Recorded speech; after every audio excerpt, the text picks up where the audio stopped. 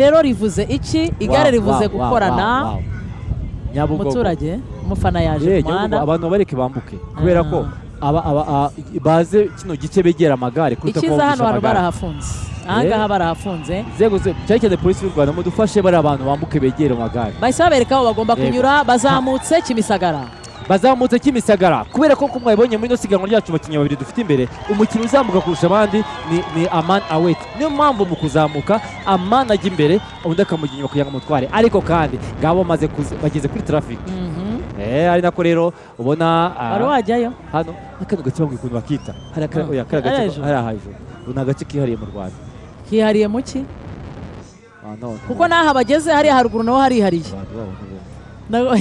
naha bageze hano iburyo hazanjamina muri doka hariya ngujyayo ngomba kugenda wambaye kasike umunota w'amasegonda 30 niyo breakaway iminutse hariya kuri hano ari wasakirege wasaka ako se ntiyayimutse ni rege cyangwa se yahabwa yarimutse ntabwo baracyahari se naragiye ubona ikwimuka byo byaratebaga ngabo rero peloton nayo yamanutse mudufasha abantu bambuke bagiye begeramo izo barricade zihari kugira ngo abantu murakoze cyane kunyumva kuko mureka abantu buriya rukundo iyo rwabaye rwinshi urarukuraho ukarwumva kera bajyaga batubwira ngo umuntu ngukonje intoki ngagira urukundo rwinshi iyo bakugushiraga umukasi bakagukata bagura ko ngo baragukunda cyangwa ngiyo uriye kwiruma bigera bite ubwo bushukanyi bwa mbere namenye nkiri muto ngiyo ngo wirumye uri kurya ngo baba bari kuvuga ibintu byiza ariko ngiyo wirumye nta kintu uri kurya ubwo kugira ngo utarira hari ubushukanyi abana peloton ikuruwe na Rembe ndetse inyuma hari NSN bose nabo bamaze gutera urabona ko bamaze gufata nabo umuhanda wa Kimisagara aka ni agace kazamuka tuzenguruka inkunda amahoro hari ahantu nigeze kuhatembera niho hantu harimo amafaranga uyabona bahererekanye byataye ngabo rero abasiganwa bo bakaba bamaze gufata ahangaha urahumva neza maison de jeunes inzu mberabyombi inzu y'urubyiruko abana biga siporo za ronda ari aba acrobat za rondage na free giye buriya kuri rondage nari inkazi cyane ukambona ibiro byarabaye ijana rigakera napimaga nka tarani ibintu byawe byose byaragendaga no kugenda ni ikibazo ikipe ya Rembe rero niyo izamuye peloton mayo jaune ikaba yizamuye rero ariya kuri cadence umunota w'amasegonda 30 reka mbabwiye ko tugiye kuzamuka kugera bageze ku ntego hejuru barongera kugira ibintu byoroshye bamanutse kuri tapi rouge bafata inzira za Nyamirambo Dodane ya mbere igezeho Martin Zinaman Dodane ya kabiri ariko peloton nayo bari bubi nababwiye ko mu gitambika Martin zinukurura mu gihe cyo mu kuzamuka igice kinini cyo gukurura ni Aman Awet ukimaraho impamvu basimbura nangaha nuko twebabwiye ko mu mukino hagati iyo uza kuba warahawe kwirukanka ukazenguruka wari buze kunanirwa ariko iyo mugenzi wawe yirukansa akaza akagureza hagati undi akiruka wa wundi wasigaye asigara aruhuka ku buryo iyo agarutsemo agaruka neza kubera ko umuyaga aricyo kibazo gikomeye cy'igare kandi bakaba bari kugenda bawinjiramo iyo uri imbere ukoresha imbaraga nyinshi wajya inyuma ugatera indobo cyangwa se ugacomeka ariko nanone tubibutse ko bakorana bagira bate kuva ku itangiriro iyo bageze mu birometero bya nyuma amagara aterwa hejuru buri agasamaye niyo mpamvu ubwo bagomba gukorana kuko bacyafite kilometero hafi 50 bagomba gukina hagati yabo kugira ngo bishakemo uza kuba ashaka ibihe byiza ngabasiganwa bageze ahantu hambere mu Rwanda haba inkweto nziza n'imyenda rya Kimisagara bisaba ko ngo batera hejuru gafata yagiye mu gusanga baracitse ntabyo kujya kubya byo kureba gwese ngo rurakomeye uruhu urudodo rwagiye mu rya oya ntabwo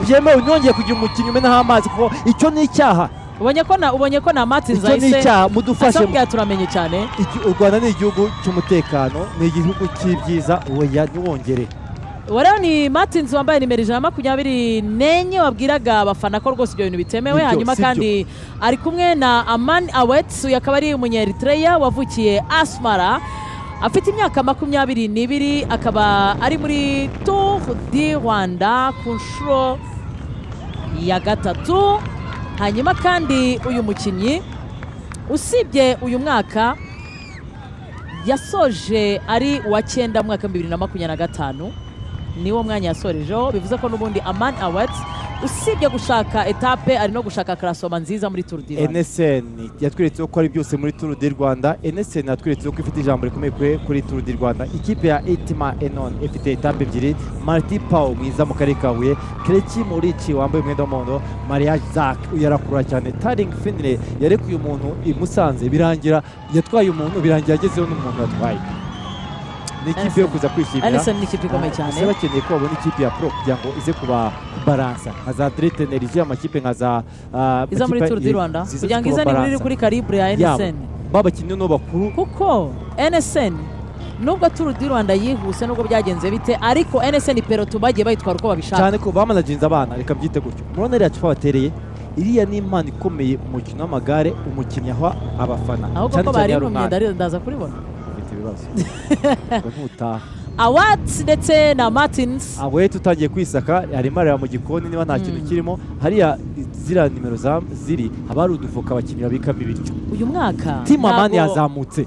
Timamani mwibuke ko ifite Destin uri ku mwanya wa kane ubu ngubu wagezeho ibihe ya Ethiopia rwose ariko aracyahembwa nk'umunyafurika mwiza niyo munsi uyu mwambaro ashobora kuza kuwutanga ibyo nabyo murabirwanira cyane rwose. Timamani niyo igiye gukurura bishoboke ko ababwiye atanga nsanzwe makinira ikindi Destin nakinira meilleur jeune cyangwa se umukino ukiri muto kubera ko harimo amasegonda nka 40 gutyo kuko umunota urimo umunota urimo ko harimo amasaha 21 mu minota 11 undi ni minota 12 kandi hari amasegonda agera kuri 40 n'indi 24 bari singo muhanga iyo mbere y'ibyo kurapfa kubifotora nanjye humura turi hamwe rwose. Dushimire cyane abanyarwanda babaye ku mihanda bagaherekeza igare kuva mu ntara aho twagiye kugera mu mujyi wa Kigali naho rwose nta kintu cyo kuveba abanyarwanda kuko baje gushyigikira igare kuko Kayishema uyu mufana n'iyi foto iyo igeze muri siyayi batavuga ati tubahe n'ibindi. Aho yicaye ari mu Bufaransa kuko ni perezida wa komite olympique y'Abafaransa akaba ndetse na perezida wa UCI David Lapartier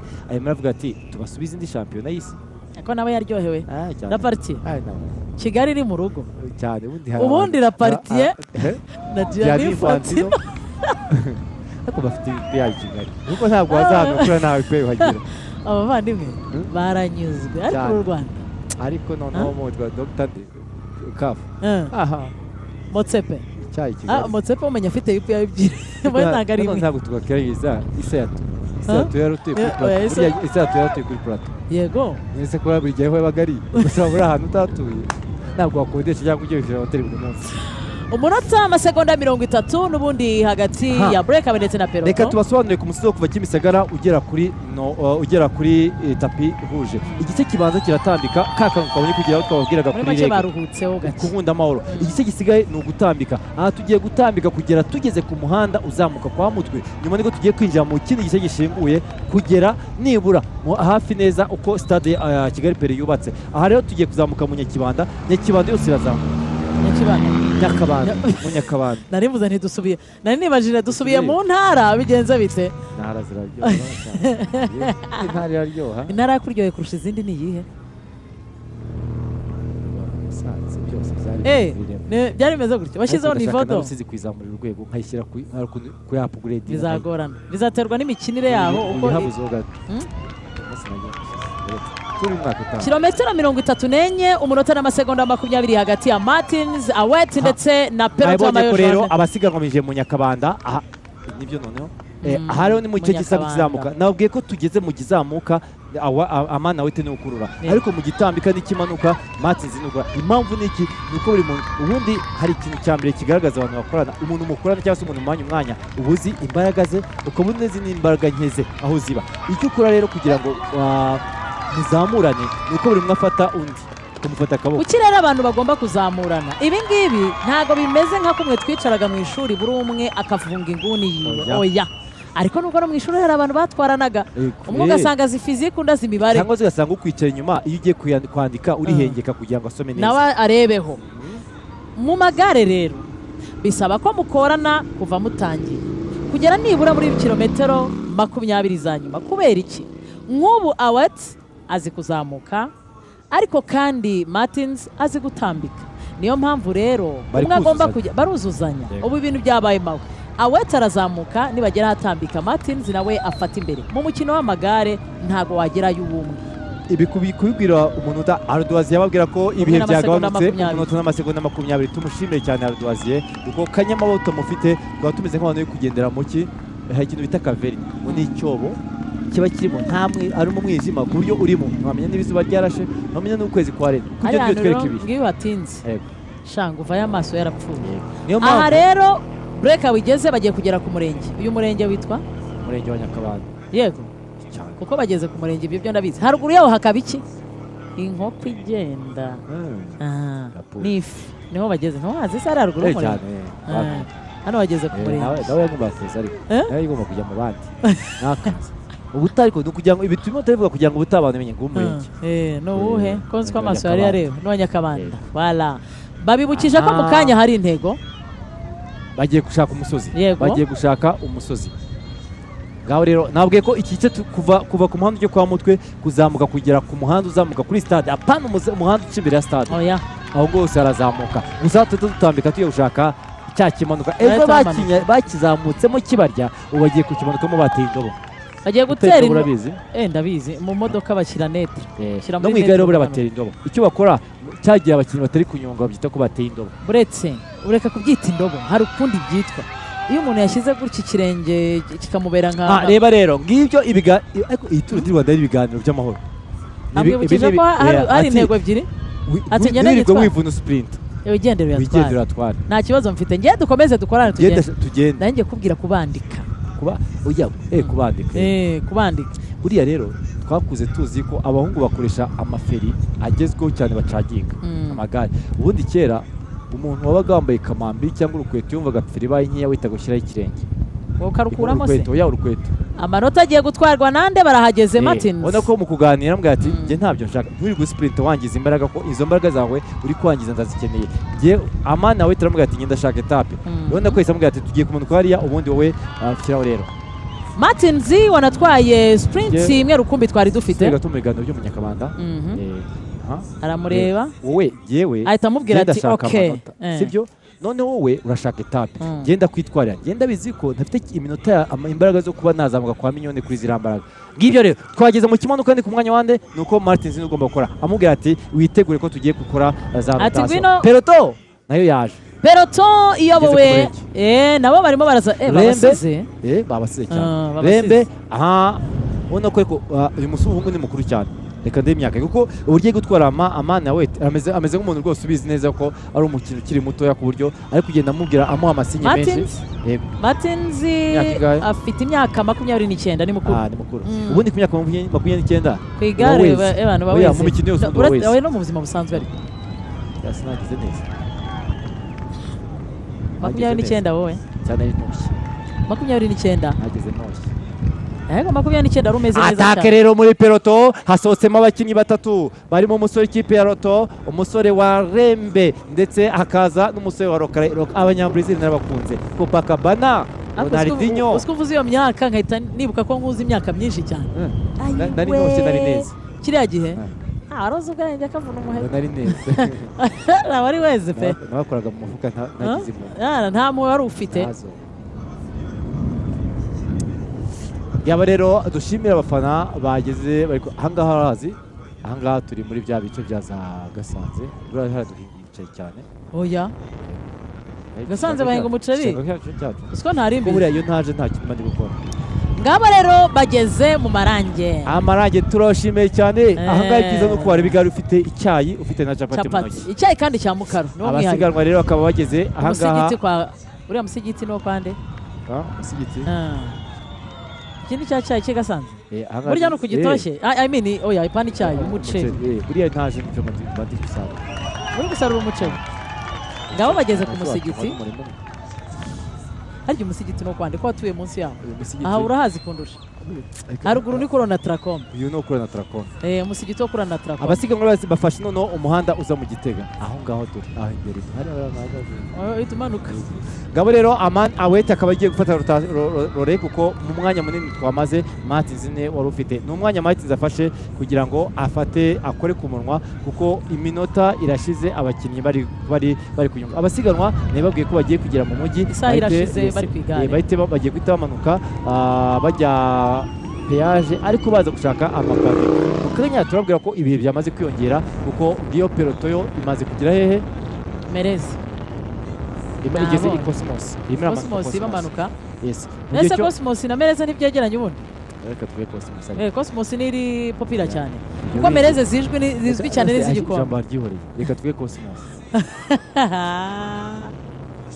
ntabwo uzi ko ejo nabibwiye umuntu wambwira ko bigomba kugenda kandi ntabwo tubica ku ruhande gutya ni ukuba imbere cyane ngabo rero Martins ndetse na Wets bari gukorana neza cyane bakururana kugira ngo baze bareko basoza inshuro ya mbere. Aha rero aha ni mu gice cyahariwe imikino Sport Hub kuko murabizi ko mu ntego z'u Rwanda nuko u Rwanda rugomba guhinduka igicumbi cy'imikino. Aha tuhafite Stade Amahoro. Stade Amahoro ikaba uyu munsi ari stade yazamuriwe ubushobozi kuko ifite ubushobozi bwo kwakira abantu 45,000 by'umwihariko kandi Stade Amahoro ntikiraho gukinira umupira w'amaguru gusa.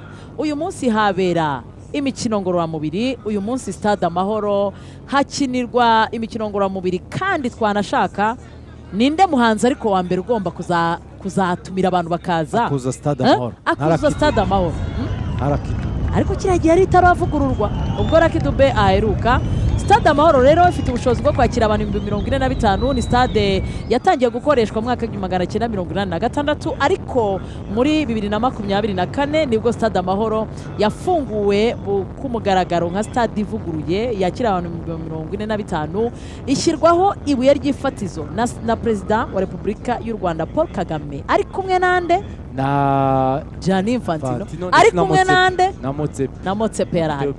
Hirya yaho iyo uhageze uhasanga BK Arena izakira muri no mwaka imikino ya bare ndetse Stade Amahoro muri kubona izakira imikino ya FIFA Series muri kwezi kwa gatatu ndetse yakire finali y'igikombe cya Afrika cyo kinira mu gihugu CHAN yitwarwa na Repubulika Iharanira Demokarasi ya Congo mu mwaka wa 1999 bakiriye Sekafa Rwanda B itarabwaga amahirwe itsinda Kenya.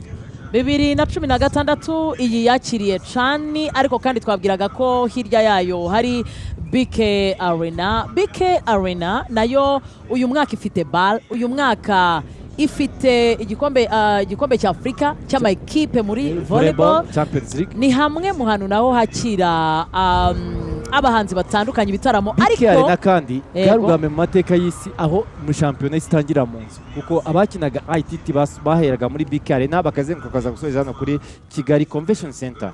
Hanyuma kandi yakiriye PFL yanakiriye ibirori bya FIA Awards muri Formula 1 ariko kandi izakira Ballon d'Or yakiriye inteko rusange ya FIFA. Ari nabwo abanyarwanda babonye ko BK Arena uyihindura bitewe n'uko ubishaka. Rwanda we kati.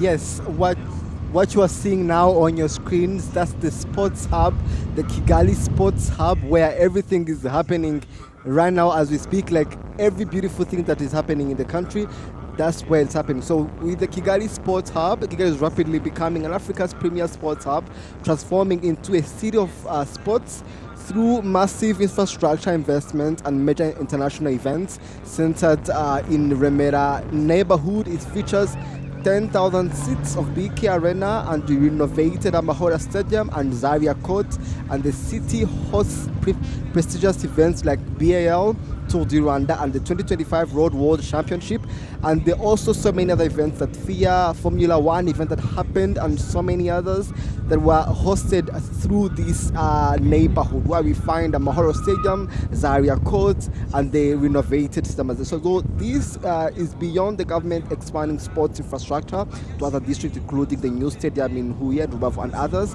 So the major events are literally hosted there, and this is one of the biggest investments that the country has done over the years, all in one spot called Kigali Hub Sports Hub. Kilometero 39 Kayishema mu gihe umuvuduko wa kilometero 46 ku isaha. Shampiyona yo mu Rwanda yagiye dukoze ku 120 y'umuvuduko.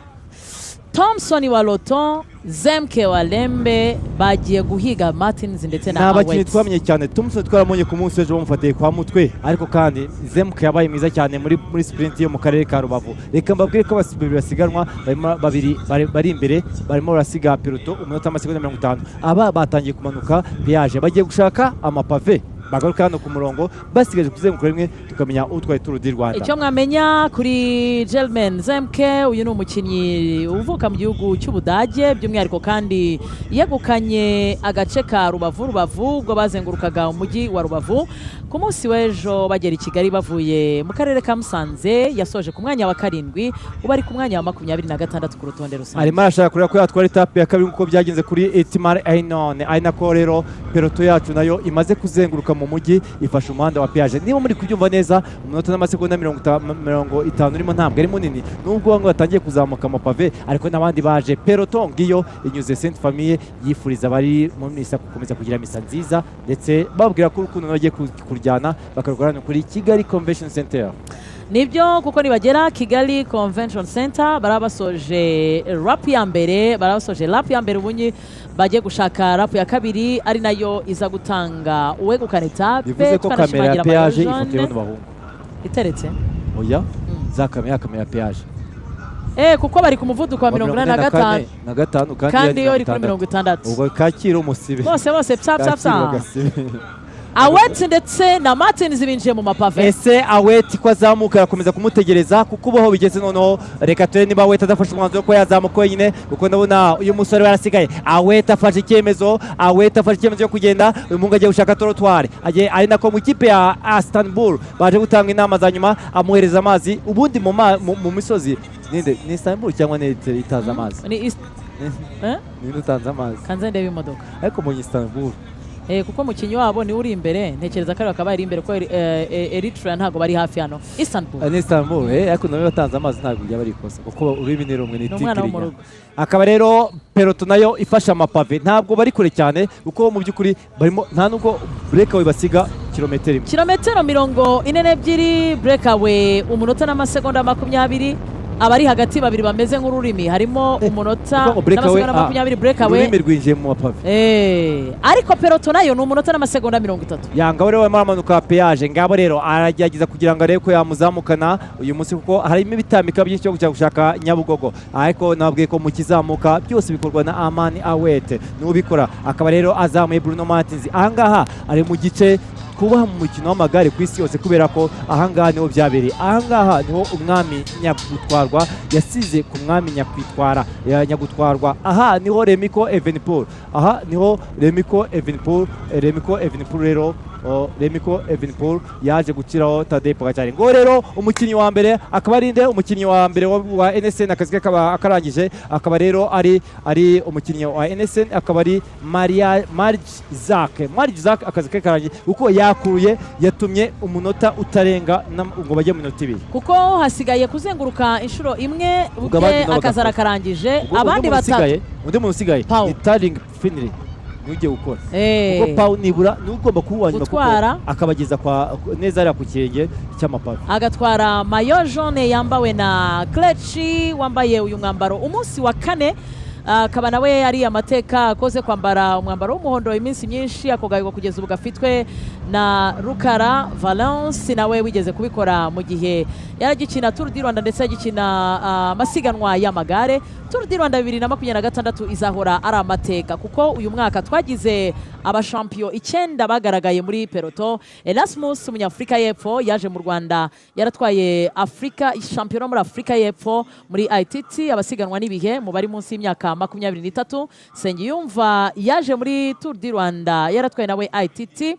Hanyuma kandi niyo nkuru yakinnye Tour du Rwanda 2026 yambaye umwambaro w'umukinnyi w'umushampion mu basiganwa n'ibihe mu bari munsi y'imyaka 23. Milo yatwaye ITT yo muri Uganda mu ba junior. Alaya Zelayi yaje yambaye champion yo muri Eritrea muri road race. Nkundabera yari yambaye road race nka champion Rwanda. Hanyuma kandi Rossi umunyabrazil yari yambaye umwambaro w'umushampion wa ITT muri Brazil. Sineslosi yari yambaye umwambaro mu junior wabaye umushampion muri Mexique muri road race. Hanyuma overall dufite Melhawi Kudus wambaye umwambaro w'umushampiyo wa 2025 muri road race ariko ntabyo yakoresheje muri Tour du Rwanda. Umunota n'amasegonda 15 niwo bari gusigwa ikipe ya Movistar ni mu kanya banje gukurura ariko ubu noneho Eritrea niyo ifashe ibintu biganze amasegonda 50 yasigaye. Abasiganwa biragiye kuzana kuri Kigali Convention Center biraza kuba rubwa nyuma tunyuzo badusezera kubera ko bagaruka noneho baraza badusuhuza. Baragaruka buri umwe asamaye cyane. Iyo rero Amani Awete azamuye neza Bruno Matiz mu mapave nta kibazo ndetse babasha kumishamo aya masegonda hafi umunota. Ngaba rero abasiganwa barimo barazana begera kuri Kigali Convention Center mbere yuko basubira muri Nyarutarama baraza kuba rubwa nyuma abasiganwa bazeguruka baza hano gutsinda. Reka mbabwire ko noneho tugeze mu cyo njya mbabwira ngo cyo gutsinda kuko basigaje inshuro imwe abasiganwa Yorona akaba ari breakaway n'ubundi Kiro Martins ndetse na Awets umunyaeritrea. Mu kanya gato rero barahita bafata inzira ibasubiza mu muhanda bakoresheje ariko noneho bakaza basoza. Amani Awets nababwiye ko 2025 yasoje ari uwa 9 ku rutonde rusange. Amani Awets ni umusore ukiri muto y'imyaka 22 ariko akaba ari specialite ye akaba ari umukinyi uzi kuzamuka. I Rwamagana yasoje ku mwanya 41, I Huye yasoje ku mwanya 22, I Rusizi yasoje ari ku mwanya wa 9, I Rubavu yasoje ari ku mwanya 31, Rubavu yabaye wa 28, I Musanze yabaye wa 26, Kigali bava Musanze yabaye wa 17. Abanyaeritrea bamwakira ku murongo nibyo racyari kilometero zya kuri 35 zo kuzenguruka ariko Eritrea yaje ngaba ari inyuma bitegwe bagize umwaka mubi kuko ubusanzwe babazi ko indirimbo yabo y'igihugu iririmbwa hano kuri Kigali Convention Center cyangwa se ku munsi wa nyuma. Ngiye rero mu maso yacu Kigali Convention Center inzu kabuhariwe mu kwakira inama ikoze muki Convention Center ikoze muki meze nk'iki Wese ubona atari igi ariko ikaba yubatse mu buryo bwa zanzu za Kinyarwanda za kera. Nayo iyo shusho kabirimo Mayo Jaune araje. Mayo Jaune ngaho ikipe ya Picnic reba ko nwe kuryanara ninde watatse hano nine Noke muri Brahani Noke ya Rembe iri kuvugana na NSN ariko Rembe ifite ukuntu yagiye ikorana uyu mwaka na NSN ariko biroroshye impamvu ni umudage kandi aho kugira ngo batakaze urutonde rusange. Go rero Mayo Jaune ni uwa gatatu. Mayo Jaune controle ye byose biri mu biganza bye. Reka mbabwiye ko kugeza ubu ngobo mwe mutegura indimbo bazi igihugu y'Ubudage igiye kuri urutonde rusange. Dufite abakinyi babiri ba mbere bakomoka mu gihugu cy'Ubudage bagakurikirwa n'umuturage. Uyu mwaka twagize abakinyi benshi bo mu Budage kandi bafite resultat nziza cyane. Umunsi w'Abadage rero turebe kuko 24